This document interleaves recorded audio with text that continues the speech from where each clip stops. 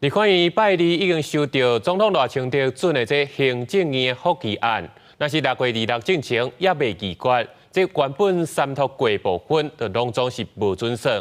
这立法院今日嘛召开调解协商，决定6月19、6月20要转院审查。伊邀请倒英台来说明，拍算6月21的表决。 立法院这个礼拜二收到总统府核可的行政院复议案，依法必须伫15天内，也就是26进程议决，安尼无原决议就失效。对于复议案处理事项，立法院长韩国瑜13透早调集调解来协商。不过伫进入主题进程，哪立法党团都因为发言顺序一直伫修正。4个党团的总召躲在议场背后的小。等一下，我回答你好不好？你现在有没有针对主题来回答？现在是可以插嘴吗？ 那如果你插嘴，你怎么不支持他？动不动就骂人骂什么？我从头到尾骂你吗？接下来是我讲你不要叫我，你不要讲我的意见啊！请你等一下，有错误吗？黄国昌讲2次，回到你身上。什么？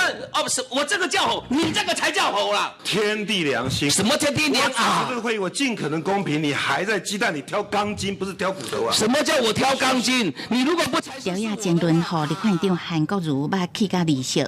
国民党团提出2个方案，14院会直接互行政院长倒英台报告，下晡表决；也是17加开专院委员会，由倒英台报告了后，18再去投票。不过，拢互民进党团拒绝，认为时间伤赶，应该爱注重民意，进行充分讨论。伫协商将近2点钟后，由韩国瑜确定时间。